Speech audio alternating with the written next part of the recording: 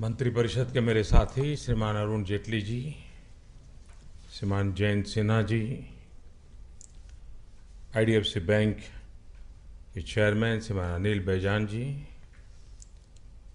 MD and CEO doctor Rajiv Lal, उपस्थित सभी वरिष्ठ महानुभाव, मैं आईडीएफसी बैंक को बधाई देता हूं कि 18 साल की यात्रा कोई बहुत बड़ी नहीं होती है, लेकिन 18 साल की छोटी सी यात्रा में भी उन्होंने भारत के नक्शे पर अपनी एक जगह बनाई है। लेकिन अब तक जो उन्होंने जगह बनाई थी वो ईंट, चूना, माटी, पत्थर, टार इसी के द्वारा बनाई थी। कभी रोड बनाए, कभी बिल्डिंग बनाए, कभी पोर्ट बनाए, लेकिन अब वो जीवन निर्माण की दिशा में कदम रख रहे हैं। और मैं मानता हूं कि 18 साल में जो चुनौतियां आपको मिली हैं, अब शायद ज़्यादा चुनौतियों आपके सामने हैं,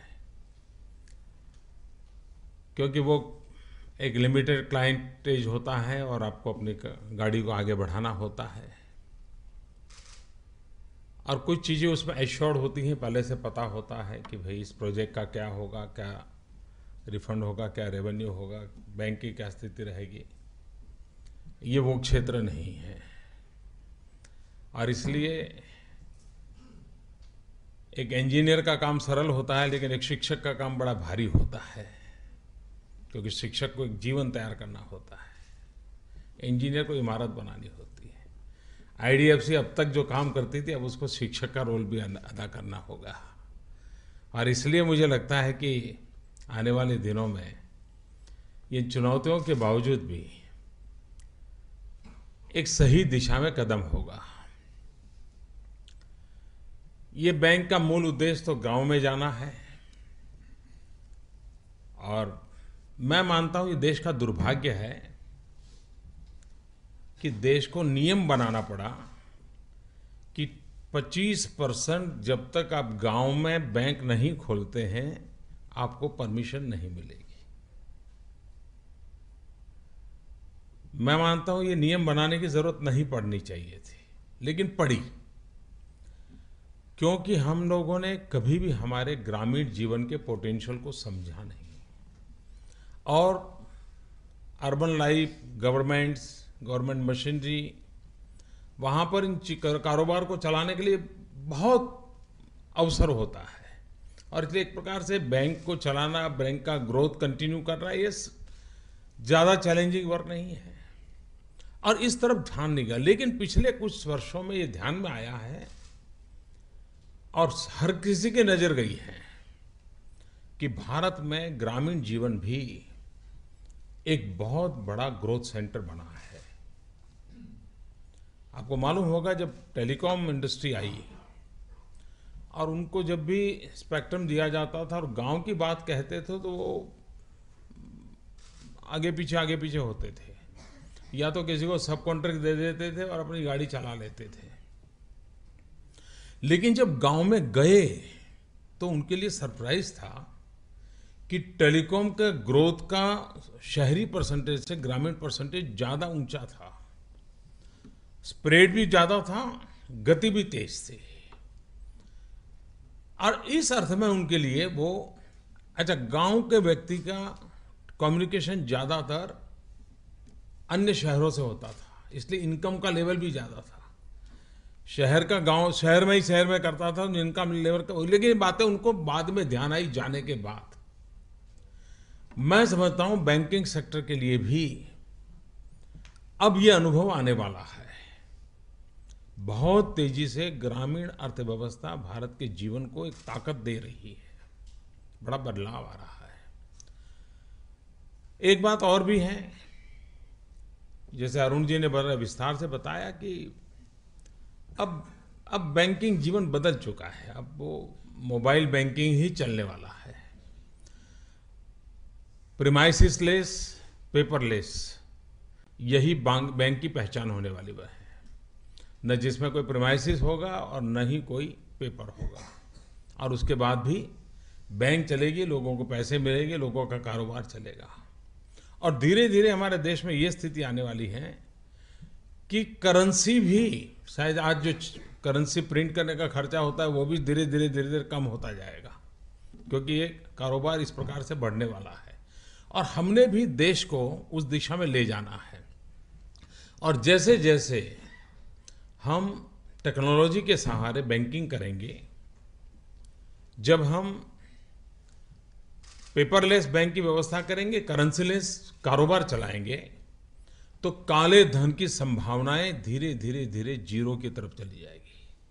और इसलिए इस सारी व्यवस्था का उपयोग एक उस दायरे में होने वाला है जो देश के मूलभूत कुछ बातें हैं जिसको एड्रेस करने वाला है। आईडीएफसी उसकी बिगिनिंग कर रहा है, मध्य प्रदेश से उनका प्रारंभ हो रहा है, वो भी उस इलाके जो एक प्रकार से आदिवासी क्षेत्र से जुड़े हुए हैं, नर्मदा के तट के साथ जुड़े हुए हैं, वहाँ से इस काम का आरंभ हो रहा है। ये भी आवश्यक है, आज सारा विश्व आर्थिक दृष्टि से भारत के प्रति एक बड़े संतोष की नज़र से देख रहा है, सिर्फ आशा की नज़र से नहीं, एक संतोष की नज़र से। उसको लगता है कि पूरे विश्व में इतना टर्मोइल आ रहा है, लेकिन एक भारत है जो स्थिर खड़ा रह पाया है। और ग्लोबल इकोनॉमी में भी किसी राष्ट्र का स्थिर इकोनॉमी को हैंडल करना, ये भी अपने आप में विश्व में संतुलन बनाने के लिए बहुत बड़ी भूमिका अदा करता है। और वो भूमिका भारत ने इस पूरे वैश्विक संकट के समय अदा की है।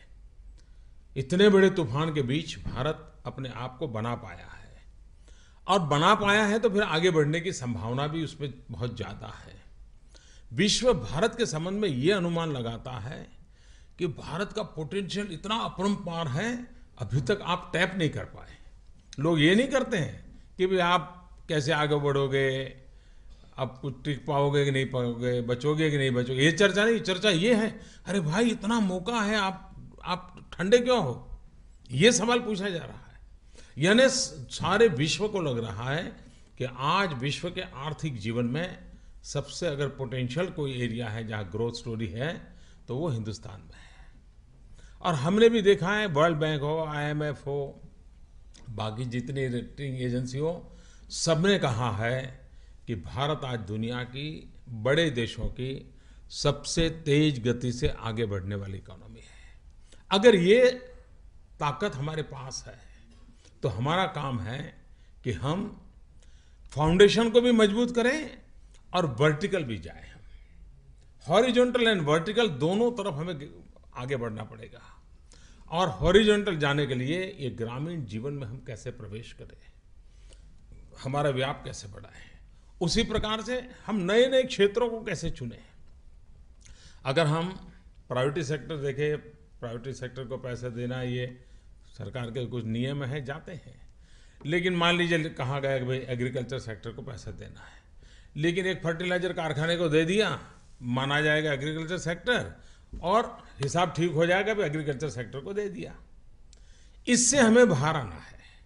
हम एक सामान्य एग्रीकल्चरिस्ट को या गांव को ध्यान में रख करके, या 2-4-10 गांव के बीच में कोल्ड स्टोरेज कैसे बने, वेयर हाउसिंग की व्यवस्था कैसे हो, उसमें बैंकिंग कैसे हो, हम वैल्यू एडिशन में कैसे मदद कर सकते हैं।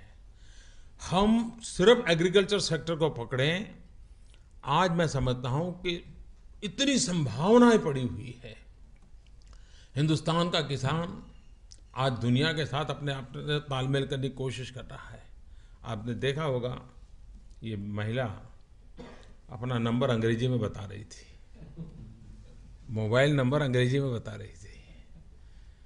अब ये कोई ज़रूरी नहीं है कि उन्होंने किसी क्रूज में जाकर के पढ़ा होगा, लेकिन अब धीरे धीरे करके सब चीज़ें समाज जीवन में सहज हिस्सा बन रही हैं। ये इस ताकत को पहचानना, यही तो सबसे बड़ी खूबी है। हम इसको अगर ताकत मानते हैं, भाई हाँ ये बदलाव है, क्योंकि मेरा तो अनुभव है, मैंने एक बार कहीं वर्णन भी किया था।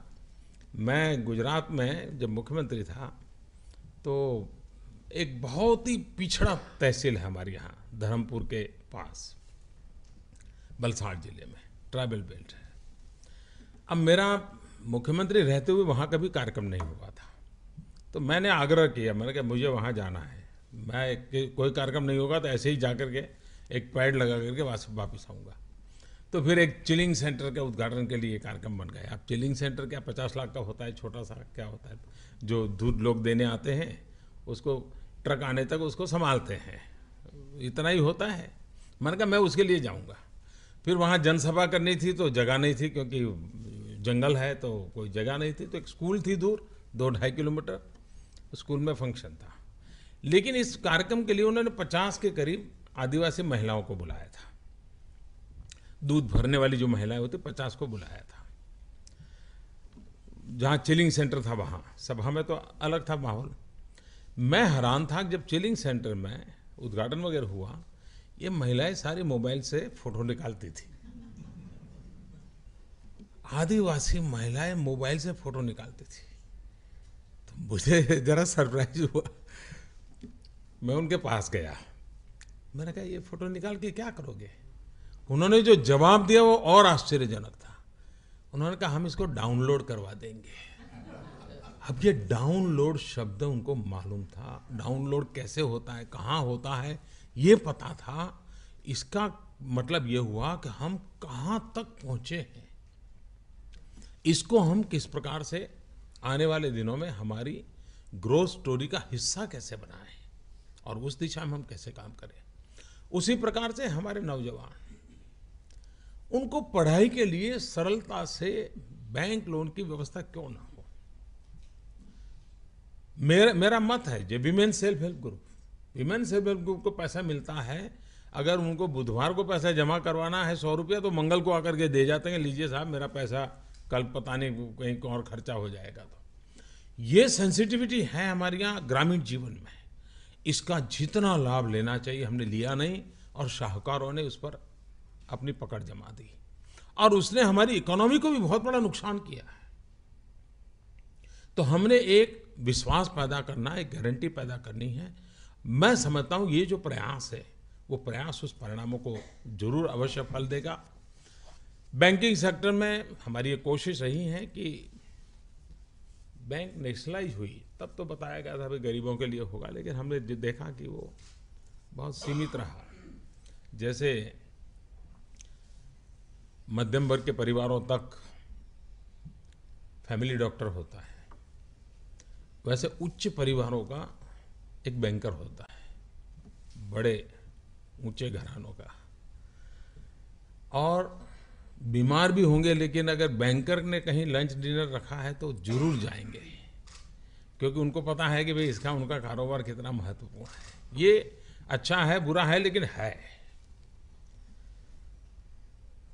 मैं समझता हूं कि अब हमारे यहाँ न्यू मिडिल क्लास का हो, मध्यम वर्ग का हो, ये एक बहुत बड़ी ताकत उभरी है। हम उनकी तरफ ध्यान केंद्रित करके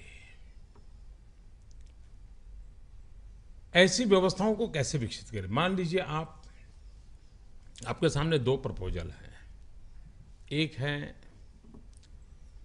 कि कोई भवन बनाना है, सरकारी दफ्तर बनाना है, और दूसरी प्रपोजल है किसी ने प्राइवेट में कहा है मैं यहाँ एक कॉलेज खड़ा करना चाहता हूँ, एक हायर सेकेंडरी स्कूल चालू करना चाहता हूँ, मुझे बैंक से पैसा चाहिए।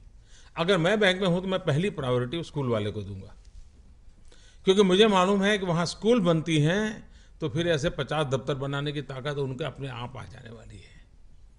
और इसलिए हमारे इन्वेस्टमेंट की प्रायोरिटी क्या बने, पैसे देने की प्रायोरिटी क्या बने, ये अगर हमने चेंज शुरू की जिसके मल्टीपल हमें बेनिफिट हो, अगर ये होगा तो मैं मानता हूँ कि बहुत ही लाभ होगा। हमने जो फाइनेंशियल इंक्लूजन का एक जो मिशन उठाया है, अब जैसे अरुण जी बता रहे थे कि प्रधानमंत्री की जो हमने योजना बनाई जिसमें हमने मध्यम वर्ग गरीब, धोबी हो, नाई हो, दूध बेचने वाला हो, अखबार बेचने वाला हो, उसको मुद्रा योजना के तहत फाइनेंस कैसे हो।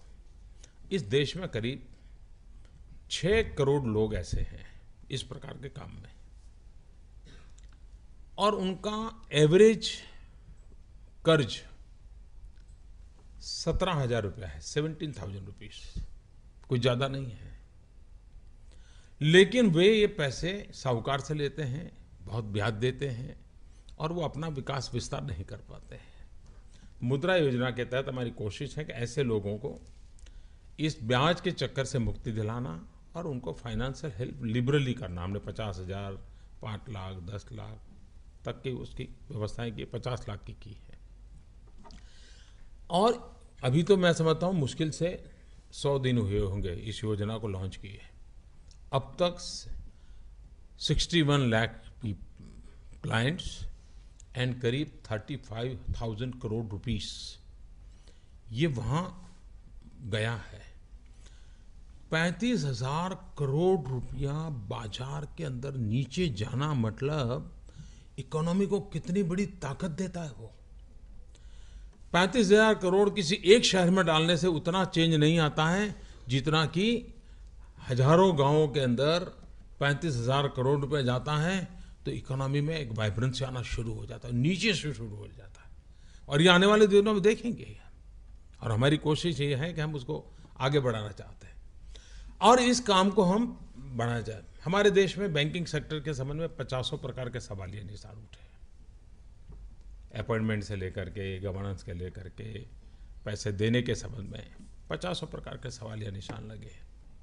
हमने आने के बाद एक दिन राउंड टेबल कॉन्फ्रेंस किया, चिंतन शिविर की, सभी बैंक के लोगों के साथ डिटेल में चर्चा की, उनकी समस्याएं क्या हैं, सरकार से अपेक्षाएं क्या हैं, कानूनी मुसीबतें क्या हैं, सारी चीज़ों की विस्तार से चर्चा की। आरबीआई भी मौजूद था, मैं भी था, अरुण जी भी थे, काफ़ी विस्तार से चर्चा हुई और उसमें से जो बातें आई उस बातों को हमने लागू करने का प्रयास किया है।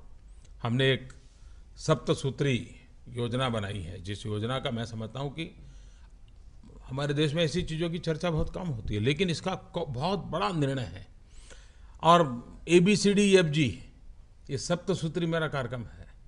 ये सप्तसूत्री कार्यक्रम बैंकों के जीवन में बहुत बड़ा बदलाव लाने वाला है। एक है हमारा ये अपॉइंटमेंट्स, बैंकों में उच्च पदों पर नियुक्तियों में सुधार लाने का हमने फैसला किया है और इसलिए हमने 1969 के बाद नेशनलाइज्ड बैंक में प्राइवेट सेक्टर के लोगों को भी लिया है, वरना नेशनलाइज्ड बैंक से लोग प्राइवेट में चले जाते थे। पहली बार ये रिवर्स ट्रेंड शुरू हुआ है, तो जिसमें एफिशिएंसी को हमने महत्व दिया है। B for bank board bureau, B3। ये B3 हमने पहली बार इस देश में लाए हैं कि बैंकों में जो भी नियुक्तियां होगी उसका सिलेक्शन टॉप रैंक के लिए ये बोर्ड करेगा। पॉलिटिकली मुझे पसंद आया उसको मैं एक डायरेक्टर बना दूं और वो वहाँ बैठ जाए और फिर बाद में जब लोन देनी हो तो वाया उसी से आ जाए प्रपोजल और फिर पता चले कि तो PM का आदमी बोल रहा है देना ही पड़ेगा। ये डूबने के पीछे कारण यही है और इसलिए हमने कहा है कि कतई हम नहीं करेंगे, सारे प्रोफेशनल लोगों को हम इस काम में लगाएंगे। C, capitalization. पिछले कुछ वर्षों में दिए गए ऋण में बैड लोन्स, उसके कारण संकट आया है। अब रोते बैठने का कोई अर्थ नहीं है और इसलिए हमने करीब आने वाले कुछ वर्षों में 70,000 करोड़ रुपया बैंक के अंदर डाल करके ये बैड लोन के कारण जो संकट है उसमें से हम बाहर लाने का कार्यक्रम कर रहे हैं। D, distress of assets. कुछ क्षेत्रों में जहां यह समस्या गंभीर है हमने इंपोर्ट ड्यूटीज बढ़ाने का डोमेस्टिक प्रोड्यूसर को सहारा दिया है। आपने देखा होगा हमने स्टील में अभी किया, ताकि जिसके कारण स्टील जो बैंक के साथ स्टील उद्योग पैसा लेता था उसको एक ताकत मिले, तो हमने डिस्ट्रेस के लिए कई कदम उठाने की दिशा में हमने काम लिया है। 6 है नए डेट रिकवरी ट्रिब्यूनल, जिसमें हम बैड लोन्स रिकवरी इन सारे कामों को मैंने कहा ऐसे, जैसे पावर सेक्टर हम बहुत तेज गति से निर्णय पर जा रहे हैं। पावर सेक्टर को NPA की जो समस्या से जुड़ा हुआ है उसको कैसे हैंडल कर रहा है। ई, एम्पावर। एम्पावर का मेरा सीधा सीधा मतलब था, जब मैं पुणे में गया था इस मीटिंग में, तब मैंने कहा था जीरो इंटरफियरेंस। आपको पॉलिटिकल लीडरशिप और एस्टैब्लिशमेंट से कभी फ़ोन नहीं आएगा कि इसके लोन के क्या करना है, लेना। और आज तक इतने महीने हो गए, एक भी जगह से खबर नहीं आई है कि ऐसा कोई प्रेशर है। प्योरली प्रोफेशनली चलाइए और बाहर लाइए। तो इस प्रकार से बैंक को एम्पावर करने की दिशा में हमने काम किया है। F, framework for accountability. बैंकों का परफॉर्मेंस मॉनिटर करने के लिए की परफॉर्मेंस इंडिकेटर्स हमने सेट किए हैं, ताकि हमें रेगुलरली पता चले कि भाई कहाँ जा रहे हैं, किस दिशा में जा रहे हैं। कितना जा रहे हैं वो नहीं, कितना तो संतोष कभी कभी दे देता है, लेकिन कहाँ और कैसे और कितने समय में, उस दिशा में इंडिकेटर्स को हमने बल दिया है। और लास्ट है जी, गवर्नेंस। हमारे बैंकिंग सेक्टर में गवर्नेंस को बल देना है। हमें टेक्नोलॉजी पर जाना है, ट्रांसपेरेंसी को लाना है। साइबर क्राइम की सबसे ज़्यादा संभावनाएं बैंकिंग सेक्टर, फाइनेंशियल वर्ल्ड पे है, या तो डाटा चोरी करने की है। ये दो ही सबसे बड़े क्षेत्र हैं, और इसलिए हमको एश्योर करना होगा हमारे गवर्नेंस को। तो ऐसे सप्तसूत्री, ये हमारी योजना के द्वारा इन 7 पिलर पर पूरा बैंकिंग सेक्टर को ताकत कैसे मिले, सरकार ने इतने महत्वपूर्ण इनिशिएटिव लिए हैं। मुझे विश्वास है कि आने वाले दिनों में भारत जिस तेज गति से आगे बढ़ रहा है, बैंक कंधे से कंधा मिलाकर के उसके साथ चलेंगे। कुछ क्षेत्रों में बैंक 2 कदम आगे होगी, और मैं समझता हूं कि ये ताकत अल्टीमेटली भारत के जो निर्धारित लक्ष्य है और जिन माध्यमों से हैं, उन सबको मिलकर हम पूरा कर सकते हैं। आने वाले दिनों में IDFC को मेरी बहुत बहुत शुभकामनाएं हैं।